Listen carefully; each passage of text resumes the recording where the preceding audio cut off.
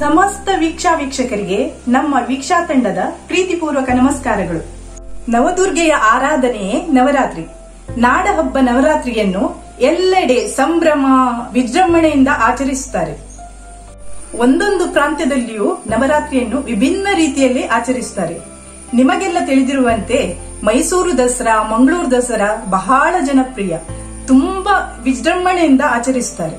ಅದರಲ್ಲೂ ನಮ್ಮ ಕರಾವಳಿಯಲ್ಲಿ ಶಾರದಾಂಬೆಯ ವಿಗ್ರಹವನ್ನು ಸ್ಥಾಪಿಸಿ ಭಕ್ತಿಯಿಂದ ಶ್ರದ್ಧೆಯಿಂದ ಆರಾಧಿಸುತ್ತೇವೆ. ನವರಾತ್ರಿಯನ್ನು ಸಂಭ್ರಮ ವಿಜೃಂಭಣೆಯಿಂದ ಆಚರಿಸುತ್ತೇವೆ. ಆ ತಾಯಿಯ ಅತ್ಯದ್ಭುತ ರೂಪ ಹಾಗೂ ಮಲ್ಲಿಗೆ ಜಲ್ಲಿಯ ಶೃಂಗಾರವನ್ನು ನೋಡಲು ಕಣ್ಣುಗಳೆರಡು ಸಾಲದು. ಕರಾವಳಿಯಲ್ಲಿ ಮಲ್ಲಿಗೆ ಜಲ್ಲೆ ಮುಡಿಸುವುದು ಬಹಳ ವಿಶಿಷ್ಟತೆ. ಇದನ್ನು ಮುಡಿಸುವುದು ಒಂದು ಕಲೆ. ಶಾರದಾಂಬೆಗೆ ಮಲ್ಲಿಗೆ ಜಲ್ಲಿಯನ್ನು ಮುಡಿಸುವುದು ನೀವು ನೋಡಿದ್ದೀರಿ. ಹಾಗೆಯೇ ಚಿಕ್ಕ ಮಕ್ಕಳ ಹುಟ್ಟು ಹಬ್ಬಕ್ಕೆ, ಮದುಮಗಳಿಗೆ, ಗರ್ಭಿಣಿಯ ಶ್ರೀಮಂತಕ್ಕೆ ಮಲ್ಲಿಗೆ ಜಲ್ಲಿಯನ್ನು ಮುಡಿಸುತ್ತಾರೆ. ಈ ವಿಡಿಯೋದಲ್ಲಿ ಶಾರದಾ ಜಲ್ಲಿಯನ್ನು ಹೇಗೆ ಮುಡಿಸುವುದೆಂದು ನೋಡೋಣ.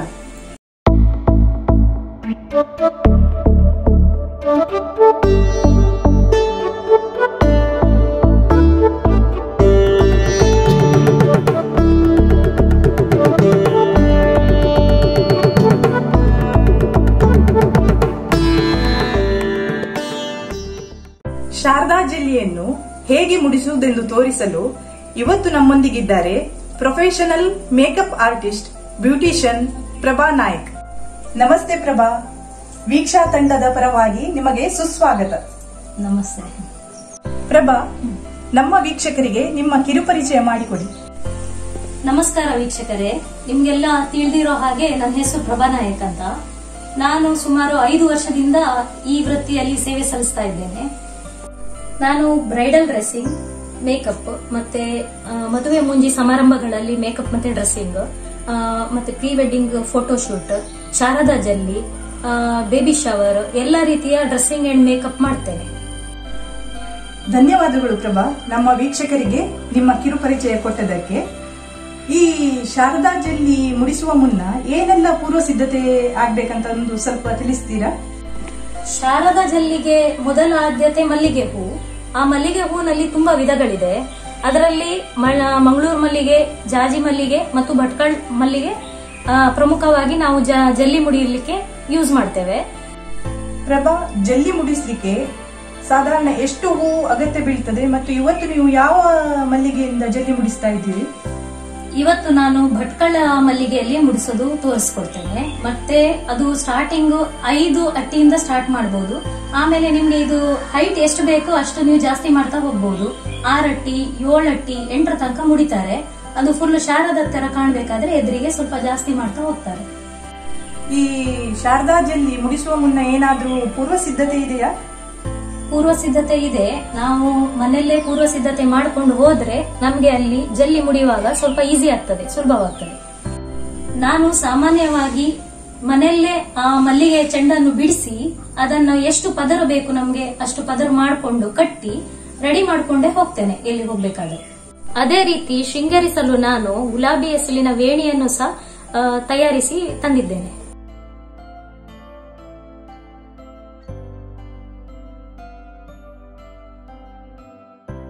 ಪ್ರಭಾ, ಇವತ್ತು ಶಾರದಾ ಜಲ್ಲಿಯನ್ನು ನೀವು ಯಾರಿಗೆ ಮುಡಿಸ್ತಾ ಇದ್ದೀರಾ? ಇವತ್ತು ನಾನು ಶಾರದಾ ಜಲ್ಲಿಯನ್ನು ನನ್ನ ಮಗಳು ಸ್ನೇಹಳಿಗೆ ಮುಡಿಸಿ ತೋರಿಸ್ತೇನೆ. ಹಾಗಾದ್ರೆ ಇನ್ನು ವಿಳಂಬ ಮಾಡೋದು ಬೇಡ, ಬೇಗ ಶಾರದಾ ಜಲ್ಲಿಯನ್ನು ಹೇಗೆ ಮುಡಿಸುದಂತ ತೋರಿಸಿ. ಖಂಡಿತ ಬನ್ನಿ. ಮಲ್ಲಿಗೆ ಜಲ್ಲಿ ಮುಡಿಸುವ ಮುನ್ನ ಒಂದು ಸಿಂಪಲ್ ಟಿಪ್ ಏನಂದ್ರೆ, ಫಸ್ಟಿಗೆ ನೀವು ಆಭರಣ ನಿಮ್ದು ಯಾವ್ದ್ಯಾವ್ದಿದೆ ನೆಕ್ಕಿಗೆ ಹಾಕುವಂತದ್ದು ಅಂತದ್ದೆಲ್ಲ ಮೊದಲು ಹಾಕೊಳ್ಳೋದು ಒಳ್ಳೇದು. ಯಾಕಂದ್ರೆ ಅದು ಜಲ್ಲಿ ಮುಡಿದ ನಂತರ ಹಾಕುದು ಕಷ್ಟ ಆಗ್ತದೆ. ವಿದ್ಯಕ್ಕ, ಈಗ ನಾನು ಸ್ನೇಹಳಿಗೆ ಮೊದಲೇ ಸೀರೆ ನೋಡಿಸಿದ್ದೇನೆ. ಈಗ ಸಿಂಪಲ್ ಆಗಿ ಮೇಕಪ್ ಹೇಗೆ ಮಾಡುವುದನ್ನು ನೋಡೋಣ.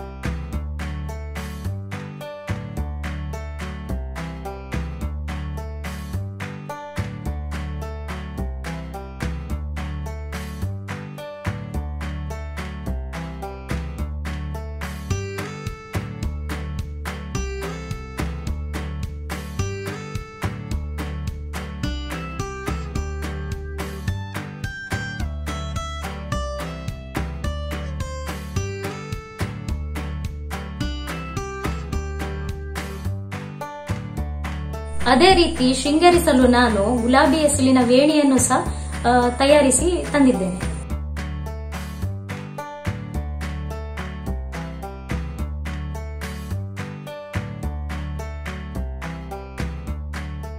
ಈಗ ನಮ್ಮ ಮಲ್ಲಿಗೆ ಜಲ್ಲಿ ಮುಡಿಸಿ ಆಗಿದೆ. ಈಗ ಎಕ್ಸ್ಟ್ರಾ ಬಂದಿರೋ ಎಲ್ಲ ಮಲ್ಲಿಗೆಯನ್ನು ನಾನು ಕಟ್ ಮಾಡ್ತಾ ಇದ್ದೇನೆ. ಈಗ ನಮ್ಮ ಫೈನಲ್ ಲುಕ್ಕನ್ನು ನಿಮ್ಮೊಂದಿಗೆ ಹಂಚಿಕೊಳ್ತೇವೆ ನೋಡಿ.